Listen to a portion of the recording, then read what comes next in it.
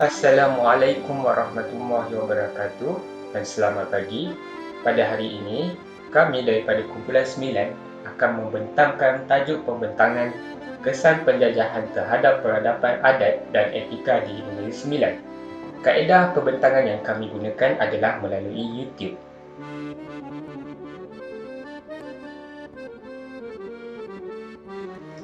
Terlebih dahulu, mari saya perkenalkan ahli kumpulan kami iaitu Kumpulan 9. Saya Muhammad Fahmi bin Rohaizan. Assalamualaikum, nama saya Muhammad Syauqi bin Syuaimi. Hai, Assalamualaikum. Saya Muhammad Aiman bin Ahmad.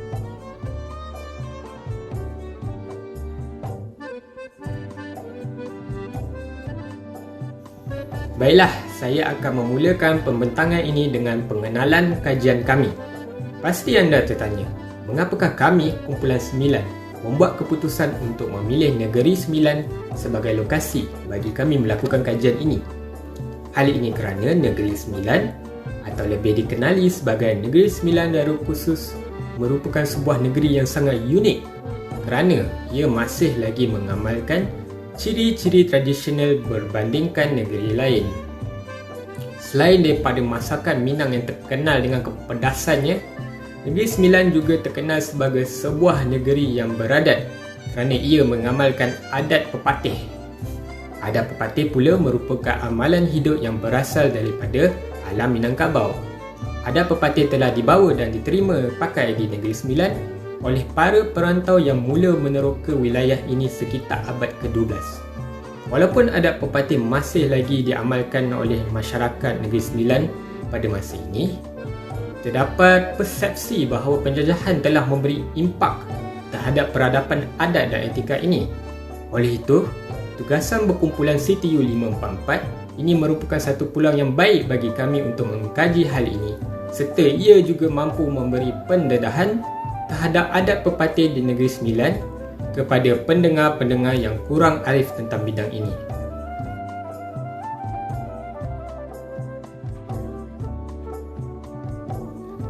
Bagi sesi menemu bual, kaedah temu bual yang digunakan oleh kumpulan kami adalah kaedah temu bual separa struktur. Ini bertujuan untuk mendapatkan jawapan yang lebih mendalam lagi tentang adat pepatih berdasarkan pendapat dan pengalaman mereka. Kami membuat keputusan untuk memilih 4 orang responden yang berasal dan tinggal di Negeri Sembilan, berumur 63 tahun ke atas dan 63 tahun ke bawah. Ini bertujuan untuk mendapatkan data yang berlainan untuk mengetahui perbezaan adat pepatih sebelum penjajahan dan selepas merdeka.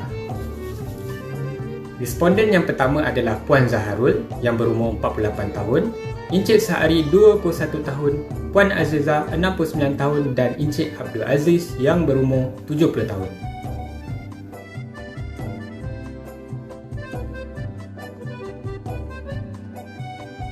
Baiklah, saya akan mula menerangkan dapatan hasil kajian yang pertama iaitu apakah adat-adat pepatih sebelum penjajahan. Untuk dapatan hasil kajian ini, hanya jawapan daripada 2 orang responden akan diguna pakai kerana mereka telah hidup sebelum negara kita merdeka dan bebas daripada penjajahan. Lalu mereka tahu akan adat-adat pepatih yang wujud pada zaman tersebut. Menurut responden Puan Azizah yang berumur 69 tahun, antara adat-adat pepatih yang wujud sebelum penjajahan adalah adat menyerah. Adat menyerah adalah jika seseorang wanita tidak bersetuju untuk mengahwini seorang lelaki, lelaki tersebut boleh berjumpa dengan ahli keluarga perempuan tersebut untuk menyerahkan dirinya dan merayu untuk dikahwinkan dengan anak perempuan mereka. Jika seorang lelaki menyerahkan dirinya, keluarga perempuan tersebut harus menerima lelaki tersebut kerana jika mereka menolak, ia boleh menjatuhkan air muka mereka. Namun adat menyerah ini tidak lagi wujud pada zaman ini kerana ia dianggap menjatuhkan maruah seseorang lelaki tersebut. Seterusnya, responden Encik Abdul Aziz yang berumur 70 tahun menyatakan bahawa adat larangan berkahwin sesama suku juga telah wujud sejak zaman penjajahan. Responden Puan Azizah juga mempunyai pendapat yang sama kerana perkahwinan sesama suku akan menyebabkan suku mereka tidak berkembang serta membesar. Seterusnya, menurut responden Encik Abdul Aziz, adat pembahagian harta telah wujud sejak zaman penjajahan lagi. Pembagian harta bertujuan untuk memelihara wanita dengan meninggalkan mereka harta supaya mereka dapat menyara diri mereka jika sesuatu yang tidak diingini berlaku. Contohnya, berlaku keceraian ataupun kematian suami. Hal ini kerana wanita dianggap lemah dan memerlukan harta untuk meneruskan hidup mereka. Kerana masyarakat, wanita pada masa itu kebanyakannya tidak bekerja dan hanya disara oleh keluarga ataupun suami. Itulah adab-adab pepatih yang dapat dikenal pasti oleh kami yang wujud sebelum zaman penjajahan. Namun, berdasarkan jawapan daripada responden yang lahir selepas mereka, adab pepatih yang wujud pada masa ini masih lagi sama dengan yang wujud pada zaman penjajahan. Namun, hanya sedikit konsepnya telah berubah untuk disesuaikan dengan cara hidup masyarakat pada masa ini.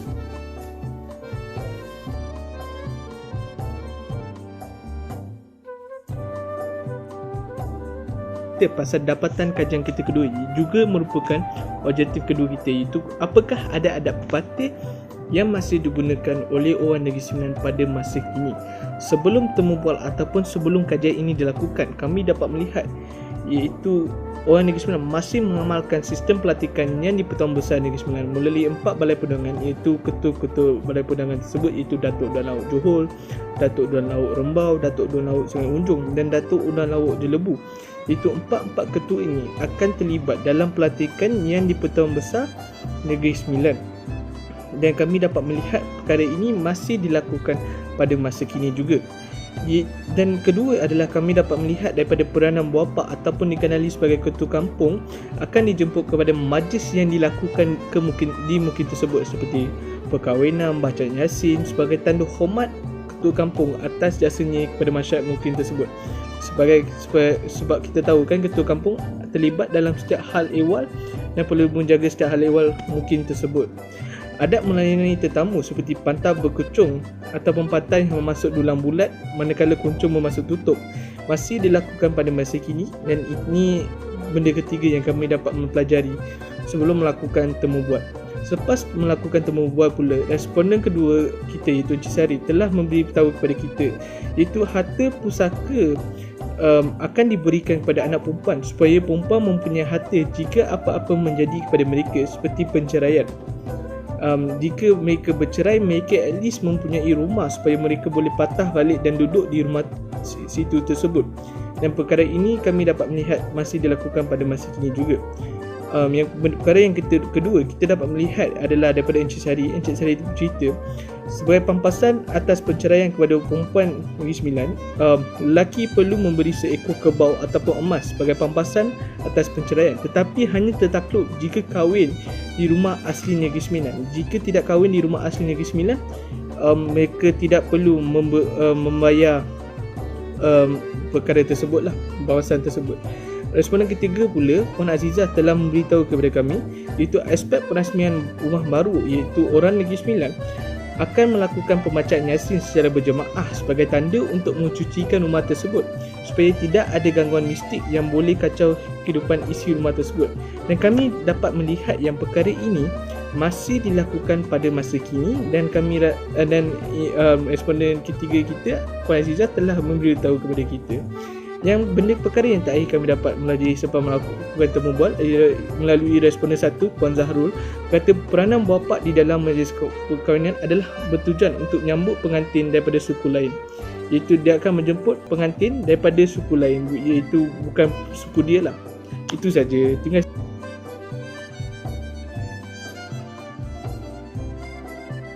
Jadi kita teruskan ke bahagian adakah adab pepatih masih relevan pada zaman pasca kolonial. Pendapatan sebelum tumbual adalah adat ini memberi impak terhadap masyarakat dengan keburukannya. Ia sedikit sebanyak mengubah pemikiran masyarakat dan persepsi mereka. Tidak dapat dinafikan bahawa dengan adanya adat ini, masyarakat di Negeri Sembilan disalah erti dan dipandang serong akibat salah faham mereka mengenai pengamalan adat pepatih. Adat pepatih ini juga dikecam oleh masyarakat yang berasal dari negeri luar. Ini kerana sesetengah masyarakat di negeri luar tidak mengkaji dengan lebih mendalam, lantas hanya melakukan andaian sendiri semata-mata.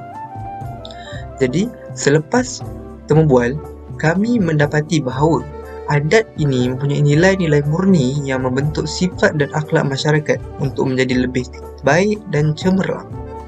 Memetik kata-kata responden satu iaitu Puan Zaharul, dia mengatakan bahawa para masyarakat akan lebih berdisiplin dalam mengikuti sesuatu peraturan disebabkan gaya hidup mereka yang tegas dalam mengamalkan adat pepatih. Seterusnya, Encik Syahri juga bersetuju bahawa adat pepatih ini sangat-sangat relevan pada zaman sekarang. Dia mengatakan bahawa dengan adanya adat ini di Negeri Sembilan, tanah-tanah pusaka tidak jatuh kepada kaum atau bangsa lain dan dapat diwarisi oleh keluarga-keluarga tersebut. Hal ini juga menjaga dan memastikan tanah di Negeri Sembilan tidak jatuh kepada orang yang bukan Negeri Sembilan, sekaligus menjaga dan memastikan ketuanan tanah di Negeri Sembilan. Akhir sekali, responden yang ketiga iaitu Puan Azizah juga bersetuju bahawa adat ini sangat relevan.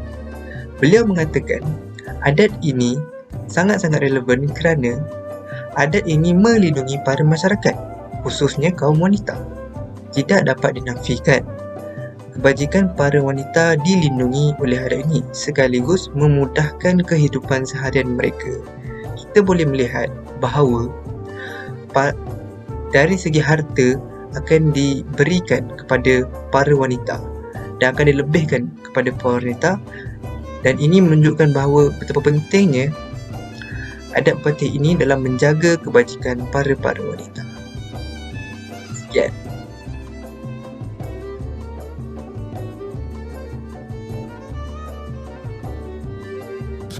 Jadi, kesimpulannya, tidak dapat dinafikan bahawa adat pepatih ini merupakan satu warisan budaya di Negeri Sembilan dan teramatlah rugi sekiranya warisan ini hilang dan pudar di masa depan.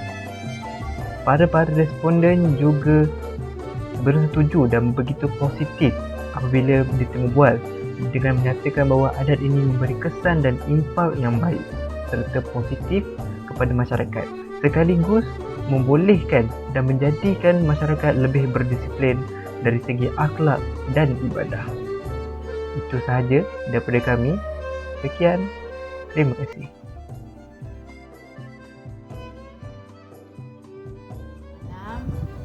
Nama saya Puan Zaharul Azmah binti Abdul Aziz. Umur saya 47 tahun. Biar mati anak, jangan mati adat. Pernah tak saudara dengar betapa pentingnya adat pepatih di Negeri Sembilan tu? Itu maksud pepatah tu sebenarnya. Sebelum merdeka, Puan tahu ke adatnya apa? Okey, adat pepatih ni sebelum merdeka dengan selepas merdeka tak ada pun lainnya. Adat pepatih ni sebenarnya dia melebihkan kepentingan kepada satu pihak aja, iaitu kaum wanita. Kan bahawa adat ni tak lapuk dek zaman. Walaupun telah merdeka, sebelum merdeka adat itu masih diamalkan sehingga sekarang. Okey, tentang pembahagian harta lah saya nak nyatakan pembahagian harta. Okey. Pembahagian harta memang kepada anak perempuan. Maksudnya itu melambangkan betapa kuatnya masih lagi diamalkan adat pepatih itu sehingga hari ini. Lagi satu saya nak Sudilah untuk menemu ramah saya ni. Nama saya Muhammad Sa'ri bin Basri. Umur saya 21. 21. Tapi dek kerana banyak bercampur orang tua, lepas tu kita pun banyak puisi sanun puisi nia kan. Jadi adalah pengalaman serba sedikit banyak, tu. Jadi kita hari ni cerita ya pasal sebelum penjajahan sama deh. Sebelum penjajahan dan selepas penjajahan tu tak banyak dia punya berubah. Saya kahwin. Tapi saya kahwin kat hotel macam hotel Carson City lah contoh kan. Kat hotel lah kan. Jadi kalau saya putus tunang orang tu, mengikut hukum adat pepatih, perlu dibayar ganti rugi seekor kerbau, tuntut malu, dan dikahwinkan berserta dengan datuk penghulu adat. Itu yang kau kena bolikan nomeh, kena ganti kerbau, kena apa, itu adat yang terpakai. Kalau kau berkahwin, saya terima nikah sekian dan sekian, lepas tu kahwin pula ke rumah adat, kahwin pula rumah tradisi, memang terpakai adat tu. Dihadiri pula Datuk Penghulu kau jemput, Datuknya kau jemput, memanglah sampai matilah terpakai. Adakah adat pepatih ni masih relevan? Masih penting untuk diamalkan pada zaman pasca kolonial ni, zaman merdeka sekarang lah orang kata. Kalau relevan tak relevan tu, bagi saya kalau ngikut kita dua aspek lah ya. Relevan, memang relevan lah sebab undang masih ada. Jadi adat tu sebenarnya bersangkut paut kan. Bergantung pada penghulu buah pak anak buah macam mana kan. Bulat air dia pemotong, bulat muafakat bulat manusia dia muafakat. Kan. Penghulu bersandar ke buah pak bersandar ke anak buah. Macam tu dah cerita Jadi untuk saya, bagi saya tak pakai lah. Walaupun orang tua kan tak pakai lah adat-adat ni. Ikut pada kesesuaian waktu. Waktu dan masa. Kesesuaian. Nak cakap. Jadi pesanannya satu ya. Jangan memandai-mandai menghukum adat yang tak botu dibotuan, botu tak dibotuan. Dah dikobarkan adat bersandarkan kita pula, kena hukum faraid. Janganlah memandai-mandai rosak-rosak.